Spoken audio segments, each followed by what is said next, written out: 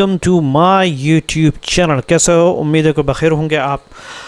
Ballot है ना, मतदान, ठीक है, वोट, मतदान, पॉइंट्स, यानी यहाँ पर है मुख्य बातें, यानी मतदान से जुड़ी कुछ, चुनाव और वोट से जुड़ी यहाँ पर कुछ ज़रूरी मुद्दे और समस्याओं के बारे में डिस्कशन की जाएगी। नहीं तो चैनल को ज़रूर सब्सक्राइब करिए। देखिए दोस्तों, इधर मैंने डाल दिया जो कि वेरी वेरी क्लियर है।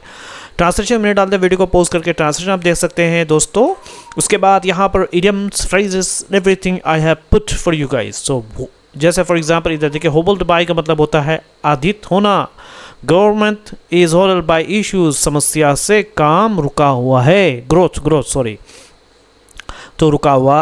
वीडियो को पॉज करके पूरी को देखिए। इसी तरीके से यहाँ पर है शानदार vocabulary, idioms and everything you have, and then you have this beautiful vocabulary, so you can pause the video and I will upload the PDF link of this one. Let's go back to the editorial for you guys to read for you. Okay, look at this SIR। कह रहे कि SIR जो है बंगाल में has raise, उसने उठाया है several question, कई सवालात को, इंक्लूडिंग जिसमें शामिल है फॉर द स्पिरिट है ना ऑफ इलेक्ट्रल डेमोक्रेसी के, जिसके अंदर लोकतंत्र की जो भावना होती है, चुनावी लोकतंत्र की भावना भी उसके अंदर शामिल है। क्या है? फॉर द स्पिरिट, कि भाई लोकतंत्र की जो स्पिरिट होती है, जो रूह होती है, उसके ऊपर भी इस SIR की वजह से असर पड़ा है और क्वेश्चंस उस पर भी उठाए जा रहे हैं।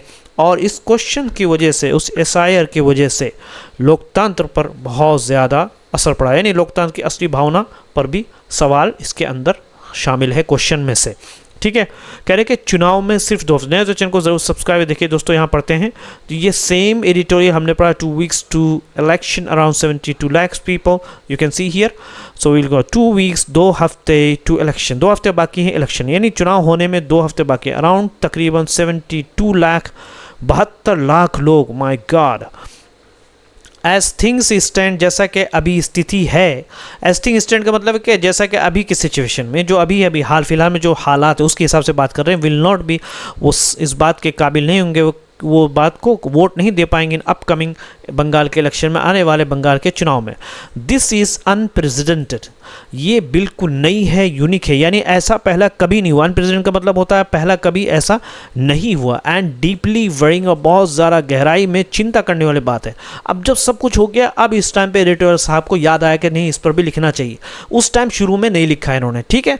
एनीवे, चलो देर आया दुरुस्त आया, कि जो भी आया ठीक है, अच्छी बात। देयर स्टेटस, कह रहे हैं कि वोटर लिस्ट में उनका नाम अभी रुका हुआ है। देयर स्टेटस, उनका जो स्टेटस है इन द इलेक्ट्रोल मतदाता सूची में इज सस्पेंडेड, उसको रोक दिया गया है, ख़त्म कर दिया गया है। क्यों भाई? बिकॉज द प्रोसेस, जो प्रक्रिया है, दैट विल अलाउ, उनको इजाज़त देगा, उनको अनुमति देगा to be on the new voter role.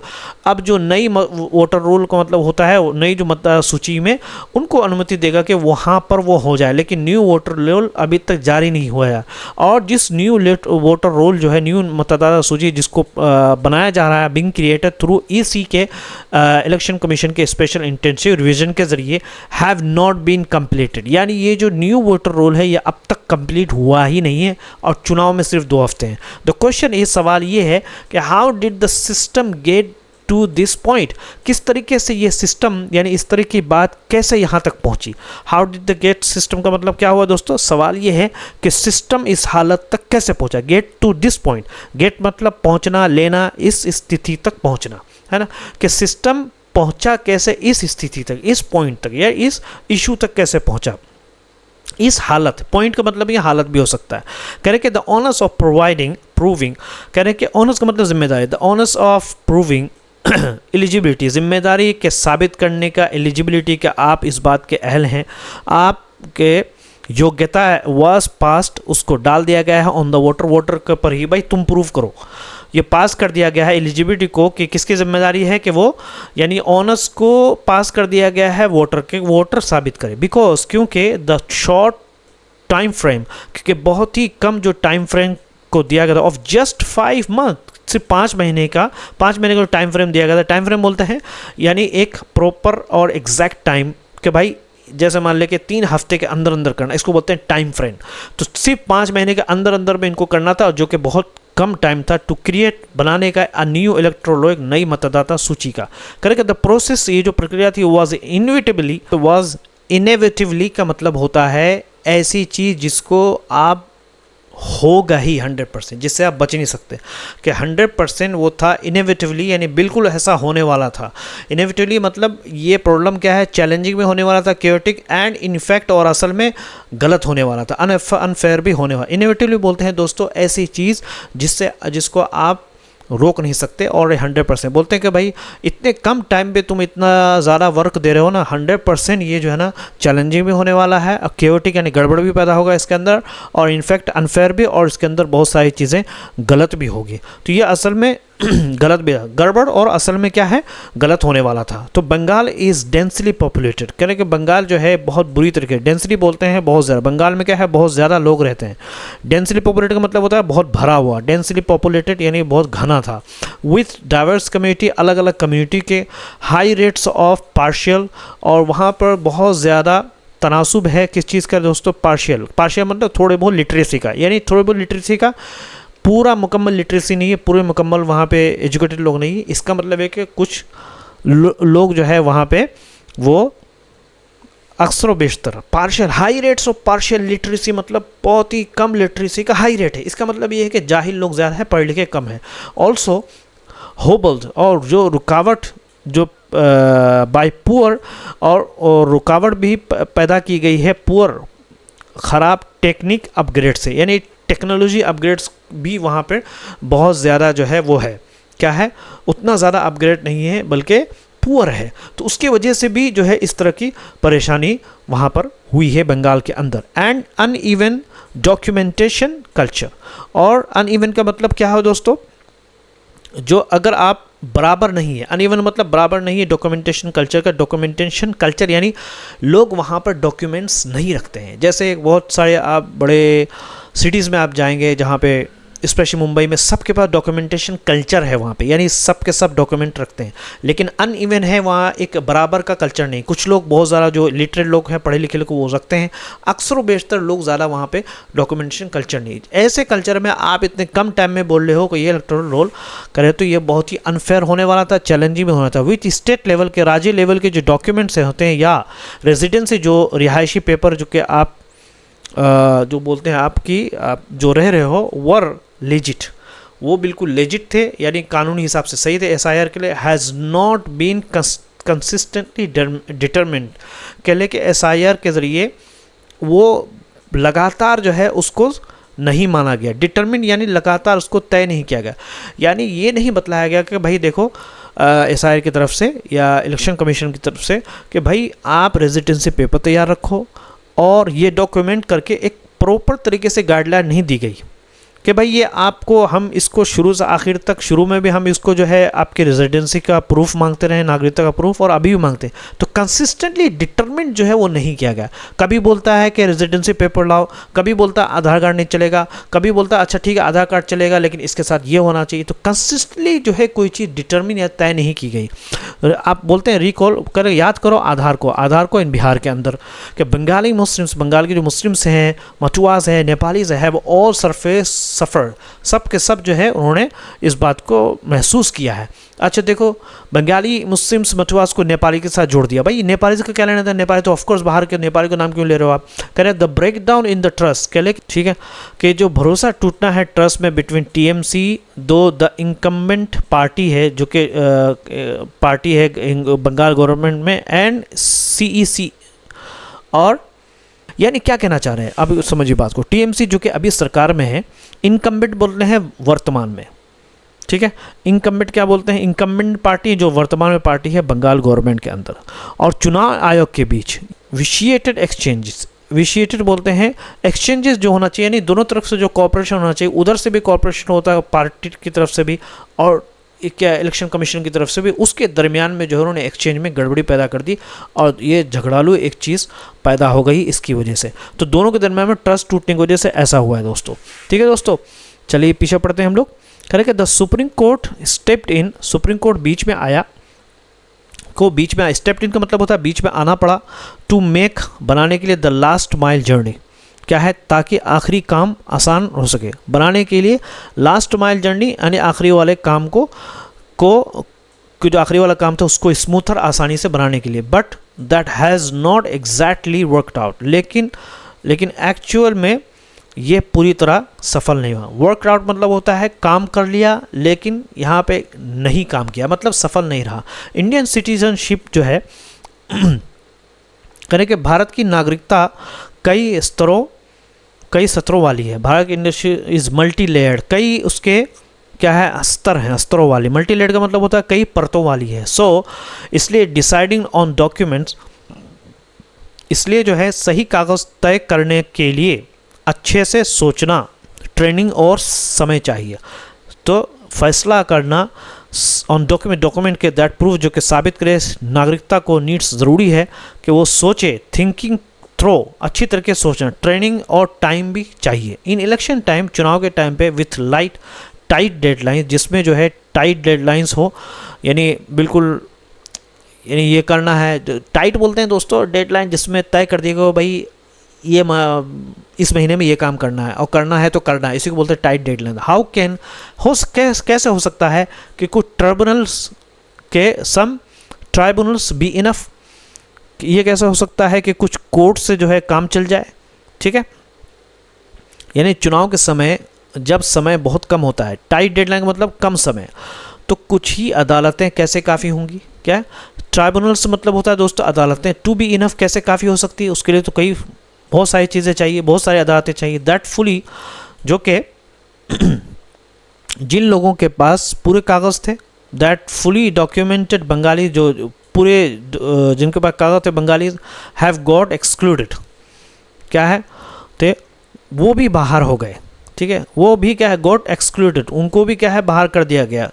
शोर दैट, ये इस बात को प्रूफ करता है ना, वो भी बाहर हो गए। एक्सक्लूड मतलब बाहर करना, इससे पता चलता है, इस बार दिखाता है कि डिपेंडिंग ऑन टेक इंटरफेस, क्या है कि तकनीक पर भरोसा करना, जिसने नाम की अलग अलग स्पेलिंग का ध्यान भी नहीं रखा, एक गलती थी। क्या है कि निर्भर होना टेक्निक इंटरफेस पर, विच जिसने डिडेंट इवेंट अकाउंट फॉर मतलब ध्यान देना, स्पेलिंग वेरिएशन के स्पेलिंग के अलग अलग होने का, वाज एन एरर, एक बहुत बड़ी गलती थी कि टेक्नोलॉजी पर इंसान को ज़्यादा भरोसा नहीं करना। And there is this is robotic demand, and robotic demand का मतलब होता है दोस्तों, और इस असमान समाज में अनइक्वल बोलते हैं, बिना सोच समझ के रोबोटिक मशीन जैसा बिल्कुल सही कागज़ मांगना गलत है।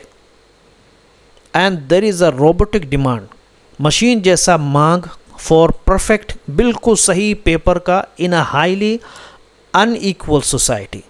अनइक्वल बोलते हैं एक बहुत ही ज़्यादा बराबर ना बराबरी वाली सोसाइटी में, यानी जिसमें बहुत सारे लोग, अक्सर बेशतर लोग जाहिल हैं, कुछ लोग जो है पढ़े लिखे हैं। इस ऐसे सोसाइटी में परफेक्ट पेपर की डिमांड करना, मशीन जैसा परफेक्ट पेपर की डिमांड करना, ये बिल्कुल ही गलत है, इस तरह नहीं होना चाहिए। If the idea of Indian citizenship, कह रहे कि अगर नागरिकता का मतलब सख्त और छोटा हो गया, हार्डेंड एंड नेरोड, तो चुनाव आयोग को पहले पूरे देश में क्या करने, लंबे समय तक लोगों को क्या है समझाना चाहिए था, फिर यह काम शुरू करना चाहिए। इसका मतलब हो गया कि इफ़ द आइडिया ऑफ इंडियनशिप की जो आइडिया है नागरिकता हैज़ हार्डन, अगर वो मुश्किल कर दिया, एंड नरोड उसको सख्त कर दिया गया, यानी मतलब सख्त और छोटा हो गया, तो ईसी जो इलेक्शन कमीशन है शुड हैव हैड, उनको होना चाहिए था, रखना चाहिए था नेशन वाइड, पूरे देश में प्रोग्राम, नेशन वाइड प्रोग्राम रखना चाहिए था, कंडक्टेड करना चाहिए था ओवर अ लॉन्गिश पीरियड, कई दिनों तक उस प्रोग्राम को कंडक्ट करना चाहिए था। सेंसिटाइजिंग एवरीवन, सबको समझाना चाहिए। सेंसिटाइज बोलते हैं जैसे सेंसिटिविटी होती है, है ना, समझना, सब चीज़ को सबको समझाना चाहिए था बिफोर एम्बार्किंग ऑन एसआईआर को शुरू करने से पहले। जब इतना क्या नाम है, ये एक बहुत ही इम्पोर्टेंट प्रोसीजर था, तो इलेक्शन कमीशन को पूरे हिंदुस्तान में ये प्रोग्राम करवाना चाहिए था, और सेंसिटाइजिंग मतलब जागरूक करवाना चाहिए था, फिर ये काम शुरू करना। एम्बार्को का मतलब होता है शुरू करना, ठीक है ना, एसआईआर को शुरू करना। मोस्ट इम्पोर्टेंट सबसे महत्वपूर्ण बात, सबसे ज़रूरी बात यह है कि यहाँ एक नियम जुड़ा है। Most important, there is a principle, एक नियम है इन्वॉल्व इस, जो कि इसमें शामिल है, एक नियम जुड़ा है। रिकॉल, याद करो, व्हाट जूरिस्प्रूडेंस से, कानून कहता है, क्या है कानून, क्या कहता है, जूरिस्प्रूडेंस मतलब कानून का ज्ञान। 100 दोषी लोग छूट जाएं, है ना, क्या कहता है भाई कि इट्स बेटर, ये बेहतर है कि 100 दोषी लोग, अबे यार क्या है दोषी लोग क्या है, वो पर्सन्स गो फ्री, छूट जाएं, चले जाएं फ्री, देन 1 इनोसेंट, है ना, वो ज़्यादा उसको बर्दाश्त किया जा सकता है, लेकिन ये बर्दाश्त नहीं किया जा सकता है कि एक मासूम आदमी गेटिंग कन्विक्टेड, उसको मुजरिम करार दिया जाए, यानी उसको कन्विक्ट बना दिया जाए। भले ही 100 गिल्टी बाहर निकल जाए वो चलेगा, लेकिन एक भी निर्दोष को सज़ा नहीं मिलनी चाहिए। कन्विक्टेड मतलब होता है दोषी ठहराना, है ना, नहीं मिलनी चाहिए। द सेम अप्लाई, यही तरीके से रूल लागू होता है the fundamentals right to vote, ठीक है, यानी यही बात वोट देने के अधिकार पर भी लागू होता है ना, क्या है, applies to the fundamental right, जो बेसिक अधिकार है राइट टू वोट, उस पर भी ये लागू होता है कि भाई अगर 100 गलत लोग वोट दे रहे वो चलेगा, ठीक है, वो चलेगा, लेकिन एक आदमी को जिसका राइट टू वोट था उससे उसका राइट टू वोट छीनना, इसको बर्दाश्त नहीं किया जाना चाहिए, ये कहना चाह रहे हैं। लेट्स अज्यूम, हम चलिए इसको हम समझते हैं अ ह्यूज नंबर, एक बहुत बड़ा नंबर, यानी क्या है, मान लो, लेट्स अज्यूम का मतलब, तो मान लो कि बंगाल में जो बाहर हुए हैं उनमें से 25 लाख लोग जांच के बाद योग्य नहीं पाए जाते हैं, ठीक है, मान लो से कि 25 लोग लाइक ऑफ दोज जो कि बाहर कर दी, एक्सक्लूडेड बाहर बंगाल में, आर फाउंड, उनको पाया जाए टू बी इनएलिजिबल यानी योग्य नहीं है, आफ्टर अ थ्रो चेक, एक क्या है इंटेंसिव चेक के बाद ये पाया गया कि 25 लाख लोग उसमें वो इस बात के योग्य नहीं है कि वो वोट करें, दैट स्टिल, लेकिन फिर भी ये लीव्स छोड़ता है अराउंड 200,000 वोटर्स, फिर भी जो है ये क्या कर देता है दोस्तों, फिर भी लगभग 2 लाख लोग बचेंगे, छोड़ेगा, दैट विल लीव्स, छोड़ देगा अराउंड तकरीबन 200,000 वोटर फिर भी बचेंगे, हु विल हैव लॉस्ट, क्या है जो अपना वोट देने का अधिकार खो देंगे, जो विल हैव लॉस्ट, जो कि खो दिए होंगे देयर फ्रेंचाइज, फ्रेंचाइज बोलते हैं, फ्रेंचीज है, फ्रेंचाइज शायद देख लेना दोस्तों, वोट देने के अधिकार को, फ्रेंचाइज मतलब है वोट के अधिकार को। वी कांट डिसमिट, हम क्या है इससे, हम इसे छोटा हिस्सा कहकर नज़रअंदाज नहीं कर सकते, ठीक है, वी कांट डिसमिट, नज़रअंदाज नहीं कर, दैट एज ए स्मॉल, एक छोटा हिस्सा, प्रोपोर्शन, ये छोटा हिस्सा ऑफ वोटर्स के, वी हैव टू रिकॉग्नाइज, हमें पहचानना है, it is a big blow, एक बहुत बड़ा झटका है, to the spirit of electoral democracy, यानी इलेक्ट्रल डेमोक्रेसी, लोकतंत्र की जो स्पिरिट है ना, उसके लिए एक बहुत बड़ा झटका, यानी हमें मानना होगा कि ये चुनावी लोकतंत्र की भावनाओं को बड़ा झटका है, चुनावी लोकतंत्र को, है ना, स्पिरिट ऑफ इलेक्ट्रल, चुनावी लोकतंत्रों के भावनाओं को झटका देना है, तो इसलिए इस चीज़ पर गौर किया जाना चाहिए। बिग ब्लो का मतलब होता है बड़ा झटका, नहीं तो चैनल को ज़रूर सब्सक्राइब करें। Thank you so much. देखिए दोस्तों, यहाँ पर शानदार मेरे ट्रांसलेट में वीडियो को पोस्ट करके देख सकते हैं आप, इधर भी मैं वीडियो पोस्ट कर दिया है, यहाँ पे भी देखिए दोस्तों, वीडियो को पोस्ट करके देखिए, वीडियो ये भी देखिए, और ओके ठीक है, बाय।